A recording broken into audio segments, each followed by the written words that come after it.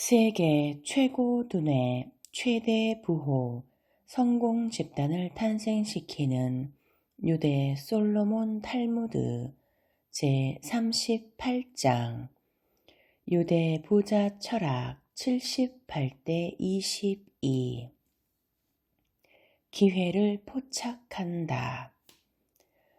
하얗게 빛나는 조개껍질 마크는 쉘 석유의 상징이다. 창업자 마커스 쉐뮤얼은 1853년 런던에서 태어났다. 아버지는 손수레를 끌고 런던 뒷골목을 다니며 잡화를 파는 행상이었다. 마커스는 형제 11명 중 10번째로 태어났다. 마커스가 유대인 학교에 잘 적응하지 못하자 아버지는 그가 19살 되던 해 아시아로 여행을 보냈다. 아버지는 얼마 안 되는 수입에서 아들에게 3등칸 배표를 사주며 여행을 보내는 대신에 2가지의 조건을 제시했다. 매주 금요일 안식일 전에 반드시 어머니에게 편지를 쓸 것과 아버지가 이미 연로한 데다 10명의 형제 자매가 있으니 가족에게 장차 도움이 되는 장사를 찾아보라는 것이었다. 마커스는 혼자 배에 올랐다. 배는 인도와 싱가포르, 필리핀, 태국, 홍콩, 중국 등 곳곳에 항구에 기항했는데 그는 마지막 기항지인 일본의 요코하마항에서 내렸다. 1872년 당시 일본은 외국에 나라를 개방한 지 얼마 안 되는 시점이었다. 19살 소년 마커스는 이 신천지에서 무엇인가 기회를 잡을 수 있을 것으로 생각했지만 의지할 만한 친척이나 친구가 있는 것도 자금을 빌릴 수 있는 신용이 있는 것도 아니었으므로 외롭고 불안한 마음이었다. 마커스는 요코하마를 정처 없이 걸어다니다 쇼난이라는 곳에 바닷가에 도착하여 빈 오두막에 들어가 며칠을 보냈다. 매일 많은 어부들이 해변의 모래밭에 와서 모래를 파헤치고 있는 것을 자세히 살펴보니 그들은 바다에 물이 빠진 뒤 모래 속에서 조개를 채집하고 있었다. 마커스는 그때 조개는 식용으로 가져가면서 껍질은 그대로 버리는 어부들을 보았다. 그는 갑자기 번쩍 머릿속에 무언가가 스치고 지나가는 것을 느꼈다. 마커스는 거저나 다름없는 조개 껍질을 수집하여 단추와 커프스 단추, 어린이를 위한 장난감을 만들 것을 생각했고 곧 그 아이디어를 실행에 옮겼다. 또 커다란 조개 껍질 안쪽에 오칠을 하여 문이나 책상을 장식할 수 있도록 이름을 새겨 넣거나 여러 가지 아름다운 조개를 입힌 세공품을 만들었다. 그 당시 일본에 있던 민예품을 모방해서 예쁜 조개 껍질을 박아 넣은 담배와 바느질 용품을 넣는 작은 상자 등도 만들었다. 마커스는 그렇게 만든 물건을 런던에 보냈고 아버지는 그것을 손수레에 싣고 거리를 돌아다니며 팔았다. 얼마 뒤 연락이 왔다. 단추와 어린이용 장난감, 조개 명패 같은 것은 아름답기는 하지만 사려고 하는 사람이 없다는 응답이었다. 그러나 검은 오칠을 한 동양의 이국적인 정서가 담긴 상자는 굉장히 반응이 좋다고 했다. 그 상자는 거실에 있는 빅토리아풍으로 장식된 피아노와 차 탁자 위에 두고 시가와 담배, 자잘한 물건을 넣는데 안성맞춤이었다. 마커스가 머나먼 일본에서 보낸 상품이 크게 인기를 끌자 아버지는 동양에서 건너온 수입 상품을 파는 작은 가게를 열었는데 금방 큰 전문점으로 발전했다. 마커스는 25살이 되던 해 요코하마에서 마커스 셰뮤얼 상해를 창업하고 일본에서 여러 가지 상품의 제작을 의뢰하거나 사들이는 한편 취미로서 일본 판화를 보는 대로 사모았다. 마커스가 수집한 이 판화들은 오늘날 19세기 일본 목판화의 최대 컬렉션으로 유명하다. 마커스는 일본의 작화를 영국에 수출하는 것 외에 다음 단계의 도약을 생각했다. 그즈음 미국에서는 록펠러가 석유 사업에 뛰어들었고 러시아는 국내에서 유전을 개발하는 등 석유 시대의 막이 열리고 있었다. 그러나 일본에서는 난방을 위한 연료로 목탄밖에 사용하지 않았고 중국도 마찬가지였다. 마커스는 일본과 중국의 경유와 등유를 조명과 난방용으로 팔 것을 생각했다. 그는 이미 아버지가 경영하는 상회를 위해 OEM 상품을 영국으로 보내 상당한 목돈을 모아놓고 러시아와 거래하기로 결심했다. 그런데 러시아에서 극동을 비롯하여 세계 각지의 소비지까지 석유를 운반하는 것이 관건이었다. 당시 석유를 운반하는 데는 5갤런짜리 깡통이 사용되었는데 선주들은 배가 더러워지기 때문에 석유 운반을 꺼려했다. 또 배를 청소할 때도 비용이 많이 들고 5갤런짜리 깡통을 밧줄로 묶어야 하는 번거로움도 있었다. 마커스는 이런 문제들을 해결하고자 연구한 결과 배 전체가 하나에 떠있는 유조가 되는 석유 운반 전용선을 착안해 낸다.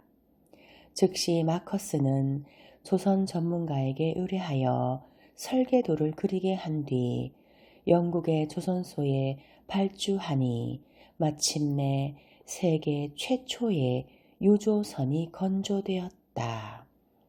마커스는 최초의 유조선이 완성되자 그 배를 청년 시절 요코하마 해변에서 조개를 주었던 자기의 여명기를 기념하여 뮤렉스, 즉 뿔고둥이라고 명명했다.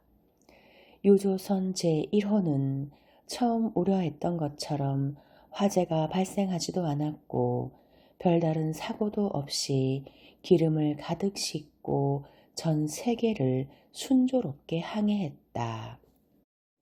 하지만 뮤렉스가 러시아에서 대량의 기름을 싣고 수에즈 운하를 통과하려 했을 때 위험하다는 이유로 거부당하고 만다. 마커스는 뮤렉스가 운하를 빠져나갈 때까지 다른 배가 운하에 들어오지 않을 것을 조건으로 내걸고 할증 요금을 지불하기로 합의했다.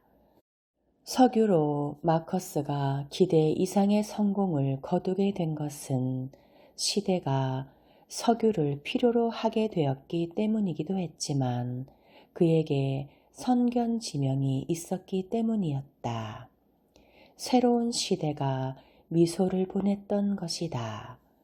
그러나 당시 러시아에서는 유대인에 대한 박해가 심했으므로 마커스는 러시아의 석유 공급을 의존하고 있는 것에 불안을 느꼈다.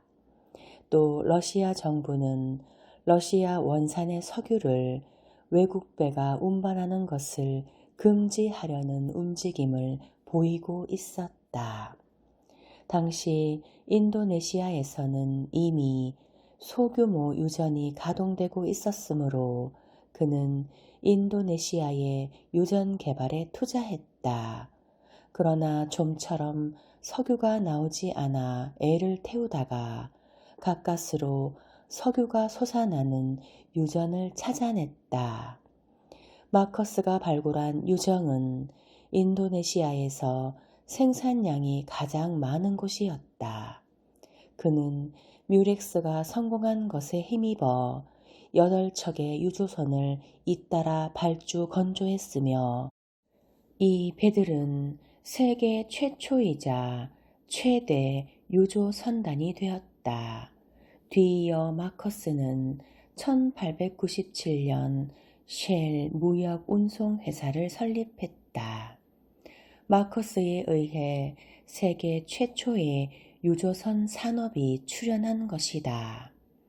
새로운 삶을 찾아 동양의 해안을 헤맸던 고독한 유대인 소녀는 마침내 세계적인 대부호가 되었다.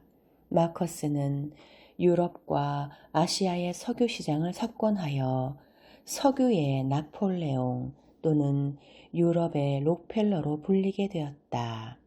하지만 마커스의 석유 사업이 성공하면 성공할수록 영국인들 사이에서는 유대인이 석유 산업에 군림하고 있는 것에 대한 반발이 높아졌다. 결국 마커스는 회사를 네덜란드와 영국의 기업에 매각하기로 결정했다. 그리하여 마커스가 쌓아 올린 회사는 로열 더치 쉘이라는 이름으로 바뀌게 되는데 그는 회사를 팔 때 몇 가지의 조건을 제시했다.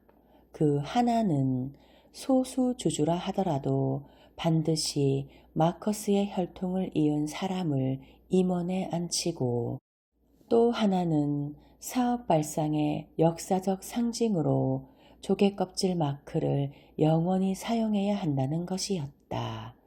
그래서 지금도 쉘 석유 영업소에는 반드시 조개껍질 마크가 걸려 있으며 로열 더치 쉘사의 유조선에는 조개의 이름을 명명하고 있다.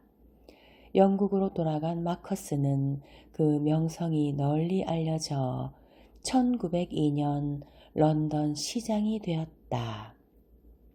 시장 취임식에서 그는 그때까지의 관습을 깨고 유대인 거주 지역인 이스트엔드를 통해 시청으로 가는 용기를 보였다. 그다운 발상이었다. 그 뒤 마커스는 런던의 부동산에 집중적으로 재산을 투자했다. 오늘날에도 마커스가 창립한 부동산 회사인 런던 랜드사를 방문하면 창립자 마커스가 수집한 조개껍질 컬렉션이 전시되어 온갖 고난을 참고 뜻을 이룬 그의 사업 전력을 보여주고 있다. 눈물과 웃음의 예지, 유대인의 유머. 2가지 조건. 사람들로부터 사랑받던 랍비는 계약 기간이 끝나가고 있었다. 어느 날 교회당 당의장이 랍비에게 찾아와서 앞으로 5년간 더 재계약을 하자고 제안했다. 그때 랍비는 2가지 조건만 들어준다면 그것을 승낙하겠다고 말했다. 첫 번째 조건은 해마다 그의 봉급을 $500씩 올리는 것이었다. 2번째 조건은 교회가 그에게 새 책상을 사주는 것이었다. 다음 날 당 의장이 랍비에게 찾아와서 임원회의에서는 첫 번째 조건은 수락했으나 2번째 조건은 거부하기로 결정했다는 소식을 전했다. 랍비가 말했다. 놀랍군요. 새 책상값이 얼마인가요? 그것은 최고로 많이 준다고 해도 $50밖에 안 됩니다. 교회 당의장이 말했다. 나의 사랑하는 랍비여, 그들은 그런 작은 돈도 주기를 겁내는 사람들입니다.